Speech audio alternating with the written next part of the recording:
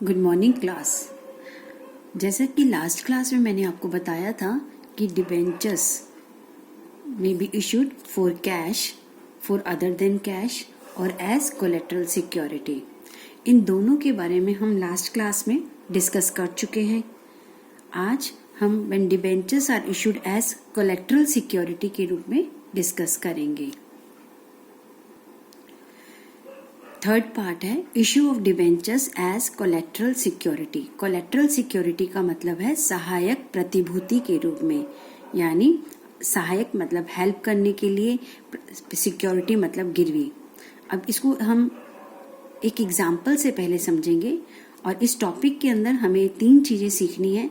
इसका मीनिंग क्या है, इसका अकाउंटिंग ट्रीटमेंट कैसे किया जाता है और इसको बैलेंस शीट में कैसे डिस्क्लोज किया जाता है या दिखाया जाता है। ठीक है, सबसे पहले ये है क्या चीज, debenture issued as collateral security. इसको हम एक एग्जांपल से समझते हैं। सपोज एक कंपनी है जिसने किसी भी बैंक से, यहाँ मैंने SBI का एग्जांपल लिया, स्टेट बैंक ऑफ इंडिया से कंपनी ने लोन लिया। बैंक जो है किसी भी कंपनी को लोन ऐसे तो देगा नहीं, वो इसके बदले में कुछ गिरवी रखेगा। तो कंपनी ने गिरवी में फिक्स एसेट्स इसके पास रखी। तो जो फिक्स एसेट्स कंपनी ने इसके पास रखी हैं, इसे हम गिरवी भी कहते हैं, सिक्योरिटी भी कहते हैं, मॉर्गेज भी कहते हैं। कोई भी वर्ड इस्तेमाल किया जा सकता है। और इस लोन के अगेंस्ट जो एसेट्स गिरवी रखी गई उसे हम प्राइमरी या प्रिंसिपल सिक्योरिटी कहते हैं, यानी मेन सिक्योरिटी, मेन गिरवी रखी गई जो एसेट्स हैं वो प्राइमरी सिक्योरिटी है। लेकिन बैंक कहता है कि कभी कभी ऐसा भी तो हो सकता है कि जब ये कंपनी लोन वापस नहीं कर पाए और हमारे को इस फिक्स एसेट्स को बेचने से कुछ खास पैसा ना मिले और जो लोन का पैसा पूरा नहीं आ पाए, तो बैंक कंपनी से कहता है कि इस सिक्योरिटी के अलावा कुछ और भी गिरवी रखो। जब ये प्राइमरी सिक्योरिटी फेल हो जाएगी पूरा पैसा रिकवर करने में, तो बैंक उस सेकेंड सिक्योरिटी से पैसा रिकवर करेगा। तो ऐसे में कंपनी इस सिक्योरिटी के अलावा कुछ और सिक्योरिटी बैंक के पास रखती है। ये है डिबेंचर्स सर्टिफिकेट, डिबेंचर्स इशू कर देती है। लेकिन ये जो डिबेंचर्स इसको इशू किए जाते हैं, इसे हम सहायक, सेकेंडरी या कोलेट्रल सिक्योरिटी के नाम से जानते हैं। इसका मतलब है कि जब हमारी प्राइमरी सिक्योरिटी फेल होगी तभी स्टेट बैंक ऑफ इंडिया को इन डिबेंचर्स के ऊपर as a debenture holder rights मिलेंगे। अदरवाइज इन डिबेंचर्स के ऊपर बैंक का कोई राइट नहीं होगा। ठीक है, अगर यहाँ से पैसा रिकवर हो गया तो इसका कोई यूज नहीं है, ये वापस कैंसिल हो जाएंगे। ये सिर्फ एक गिरवी रखे गए हैं, ये तब यूज में लिए जाएंगे बैंक के द्वारा जब हमारी प्राइमरी सिक्योरिटी फेल हो जाएगी। ठीक है, तो ये था हमारा एग्जाम्पल। अब इसको हम थ्योरी में कैसे करेंगे। Loans taken are secured by mortgage of the assets.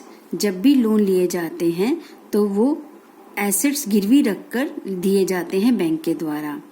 Known as, जो ये एसेट गिरवी रखी जाती है इसे हम किस नाम से जानते हैं, प्राइमरी या प्रिंसिपल सिक्योरिटी के नाम से जाना जाता है। Security given in addition to the primary. अब कुछ और जब हम सिक्योरिटी रखते हैं, security given in addition, addition का मतलब उसके अलावा, जो फिक्स एसेट रखी है गिरवी उसके अलावा, in addition to the primary या प्रिंसिपल सिक्योरिटी के अलावा जो सिक्योरिटी रखी जाएगी उसे हम कहते हैं is termed as known as collateral security. तो ऐसी सिक्योरिटी को हम सेकेंडरी सिक्योरिटी भी कहते हैं और कोलेट्रल सिक्योरिटी भी कहते हैं। ठीक है, collateral security is realised by the lender. Lender कौन है हमारे इस एग्जाम्पल में, बैंक। कोलेट्रल सिक्योरिटी का पैसा तभी रियलाइज करेगा bank only if the due amount loan plus interest, जो उसने लोन दिया था किसी कंपनी को वो प्लस उसका interest can not be recovered by the realising the principal security. Suppose कीजिए कंपनी लोन और उसके ऊपर इंटरेस्ट पे नहीं कर पाती है, तो बैंक पहले प्राइमरी सिक्योरिटी से पैसा निकालने की कोशिश करेगा। जब वो प्राइमरी सिक्योरिटी से पैसा रिकवर नहीं हो पाएगा, तभी वो इस कोलेट्रल सिक्योरिटी से पैसा रिकवर कर सकता है, रियलाइज कर सकता है। ठीक है, इसके बाद ये मेन आपकी लाइनें एग्जामिनेशन पॉइंट ऑफ व्यू से आपको याद रखनी है। इसके अंदर ये पॉइंट्स की आप एक रीडिंग कर लीजिएगा। इसको मैंने एग्जाम्पल में अभी आपको समझा भी दिया है। अब आता है कि ऐसी सिक्योरिटीज जो हम डिबेंचर के रूप में, कोलेट्रल सिक्योरिटी के रूप में इशू करते हैं, इसका अकाउंटिंग ट्रीटमेंट कैसे किया जाए, क्योंकि देखा जाए तो कंपनी के पास इसके बदले में कुछ भी नहीं आ रहा है। तो इनका अकाउंटिंग ट्रीटमेंट दो तरीके से किया जाता है। पहला है first method, when journal entry is not passed, या नॉट शोन मेथड भी कहते हैं। दूसरा, जब इन डिबेंचर्स को जो हम कोलेट्रल सिक्योरिटी के रूप में इशू कर रहे हैं, second method when journal entry is passed, इसे हम शोन मेथड कहते हैं। ठीक है, जब कोई जर्नल एंट्री नहीं करनी है, यानी जो डिबेंचर्स आप कोलेट्रल सिक्योरिटी के रूप में इशू कर रहे हो उसकी कोई जर्नल एंट्री नहीं करो, ये कहते हैं जर्नल एंट्री करो। तो दो मेथड है। इन दोनों मेथड को समझने के लिए हम एक एग्जाम्पल लेंगे। लेकिन जर्नल एंट्री नहीं करनी है तो पता चला नहीं है, लेकिन अगर जर्नल एंट्री करनी है तो जर्नल एंट्री क्या करेंगे।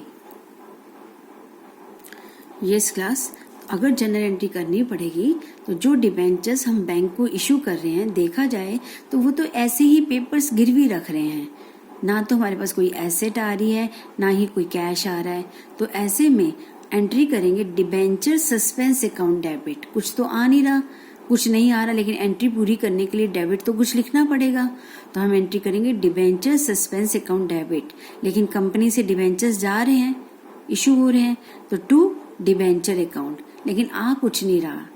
तो जब डिबेंचर्स कोलेट्रल सिक्योरिटी के रूप में बैंक को इशू किए जाएंगे, इसको हम बुक्स में कहीं भी एंट्री ना करें या एंट्री करें, कोई एंट्री नहीं करेंगे तो कोई नहीं, कुछ नहीं होगा, इसका क्रॉस हो गया। लेकिन जब एंट्री करनी होगी तो एंट्री क्या होगी, debenture suspense account debit to debenture account.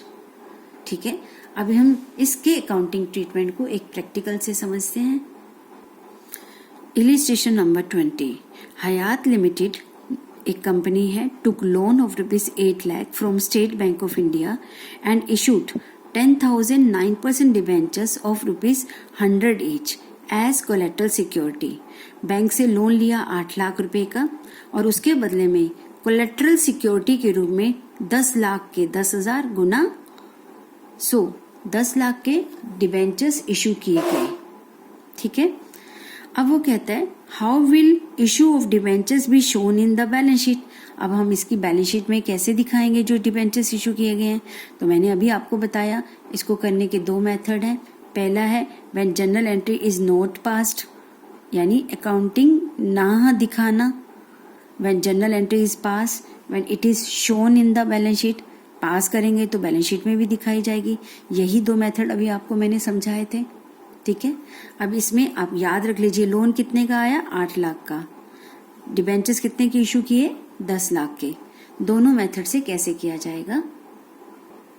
सबसे पहले चलते हैं when journal entry is not passed.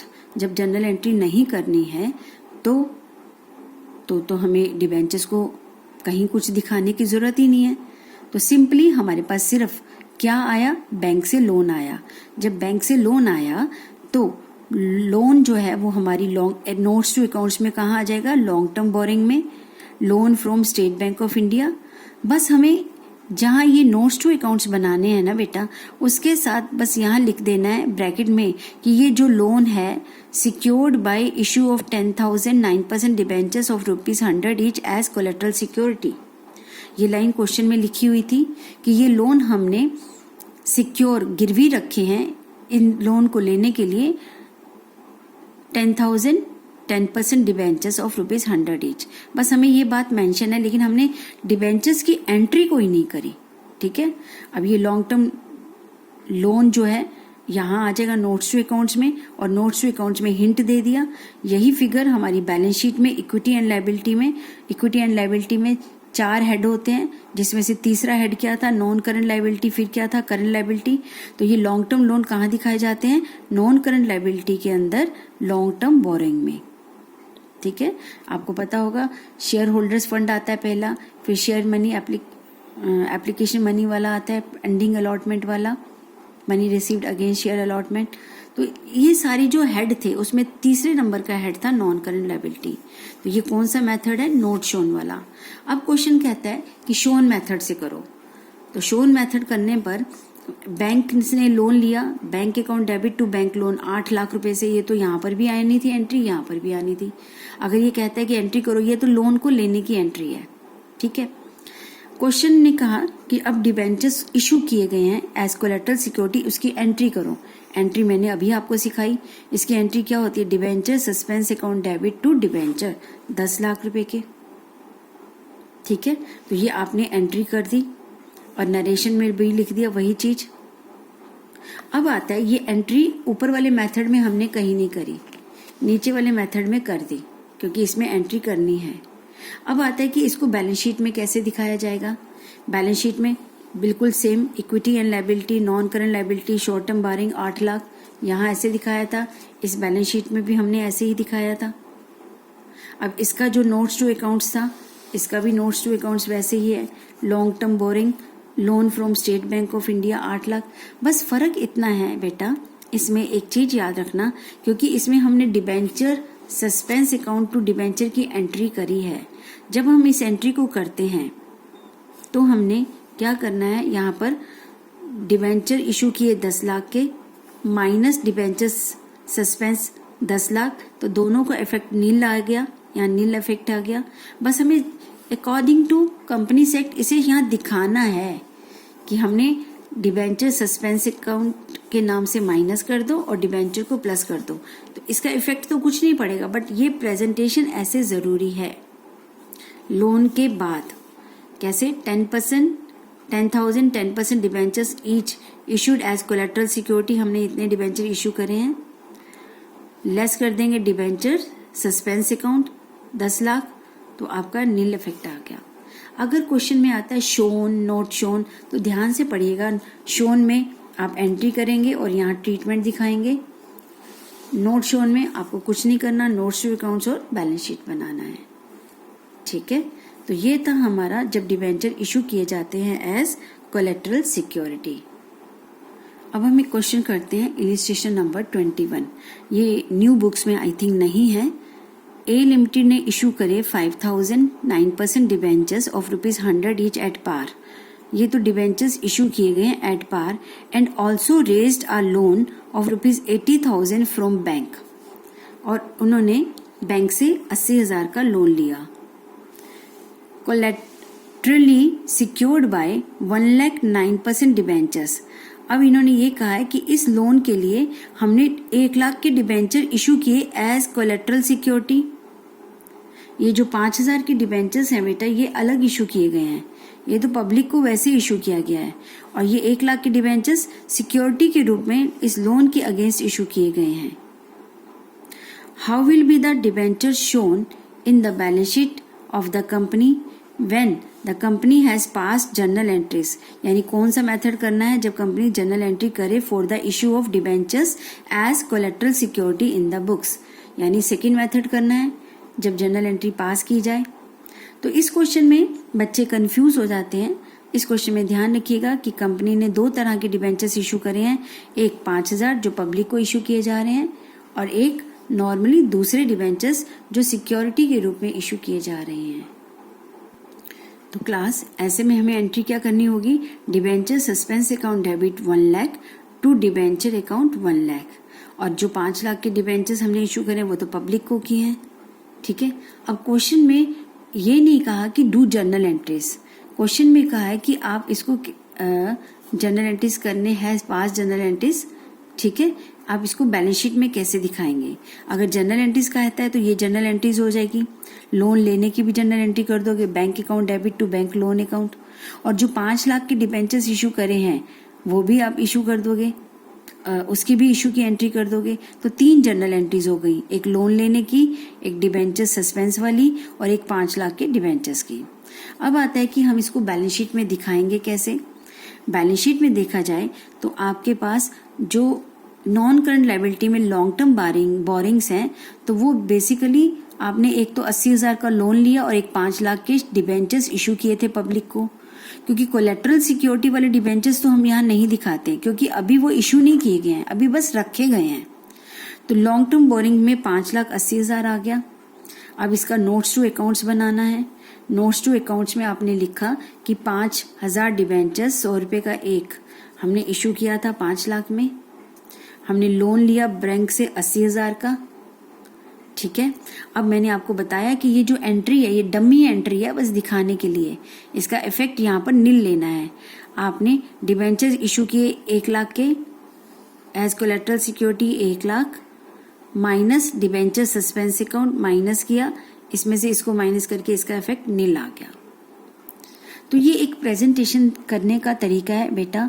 इसे आप हमेशा जब भी एग्जाम देने जाएं उससे पहले इस वीडियो को या बुक से इसे जरूर पढ़ के जाएं, दोनों मेथड्स को कैसे कैसे प्रेजेंट करना है। Now illustration number 22। G limited issue 10,000 10% debentures 100 each as collateral security. अब यहाँ पर क्लियरली लिखा है, ठीक है। इसका मतलब 10 लाख के डिबेंचर इशू किए हैं कोलेटरल सिक्योरिटी के रूप में for a loan of 8 lakh from Dena bank. The company was unable to repay the loan. Company loan का पैसा वापस नहीं दे पाई। On which interest payable 2 lakh as on 31 March 2019। अब लोन का पैसा भी वापस करना है और उसके ऊपर 2 लाख का इंटरेस्ट है वो भी पे करना बाकी है। देना bank on 31 March 2019 exercise the right vested in it. इस तारीख को जब वो पेमेंट नहीं कर पाई तो देना बैंक ने अपने अधिकारों का प्रयोग किया by way of debentures being issued as collateral security. जो डिबेंचर्स कोलेटरल सिक्योरिटी के रूप में इशू किए गए थे उसके ऊपर उसने अपने राइट्स का अधिकार को अपनाया। अब वो कहते हैं जर्नल एंट्रीज करो in the books of G limited on 31 March 2019, यानी कैंसिलेशन की एंट्री करो जब लोन की पेमेंट नहीं हो पाई। यहाँ पर तो हमें इशू की एंट्री नहीं पूछी गई। अगर इशू की एंट्री पूछते तो हम इशू की एंट्री कर देते। इशू की एंट्री क्या करते, बैंक लोन लेने की करते, डिबेंचर्स इशू करने की करते, डिबेंचर सस्पेंस टू डिबेंचर। लेकिन वो एंट्री इन्होंने नहीं मांगी गई है। इन्होंने ये बोला कि 31 मार्च को जो हुआ उसकी एंट्रीज करके दिखाओ, ठीक है। तो क्लास सबसे पहले 31 मार्च 2019 को हमने जो डिबेंचर्स इशू करे थे तो हमने एंट्री क्या करी थी, debenture suspense debit to debenture, debenture suspense debit की थी। अब उस जो डमी एंट्री करी थी हमें अब लास्ट डे जब हमारा सेटलमेंट हो रहा है उस दिन उस एंट्री को हमें कैंसिल करना है। डिबेंचर सस्पेंस उस एंट्री में डेबिट था, यहाँ क्रेडिट कर दिया, ठीक है, और डिबेंचर क्रेडिट था, यहाँ डेबिट कर दिया। Being the entry for debentures issued as collateral security reversed, उसे हमने रिवर्स कर दिया। क्यों कैंसिल कर दिया, क्योंकि अब वो सिक्योरिटी के रूप में नहीं रहा, अब तो वो टाइम आ गया सेटलमेंट का, तो उस एंट्री को हमने कैंसिल करा। अब हमें लोन का पैसा वापस करना है कंपनी को, तो लोन का वापस करने के लिए लोन अकाउंट डेबिट करेंगे। लोन कितना था, 8 लाख का।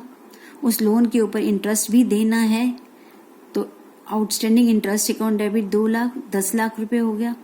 अब इस 10 लाख रुपए के बदले में जो डिबेंचर्स कंपनी के पास रखे गए थे वो डिबेंचर्स अब कंपनी ने किसको दे दिए, बैंक के नाम ही दे दिए, यानी बैंक को वो डिबेंचर्स इशू हो गए। तो loan account debit outstanding interest account debit to debentures account, ठीक है। फाइनली अब डिबेंचर्स इशू हुए हैं। Being the entry for conversion of debentures issued at collateral security, जो डिबेंचर्स हमने कोलेटरल सिक्योरिटी पर इशू किए थे उनका कन्वर्जन हो गया, क्योंकि उस एंट्री को तो हमने कैंसिल कर दिया। अब कन्वर्जन होकर किसमें डाल दिया, into debenture liability, debenture liability के रूप में डाल दिया। तो ये बेटा हमारा थर्ड टॉपिक कंप्लीट हो गया, when debentures are issued as collateral security. कल हम लोग एक नया टॉपिक करेंगे, वो है various cases of issue of debenture from the point of view of the redemption. ये नेक्स्ट लेक्चर में किया जाएगा। थैंक यू बेटा।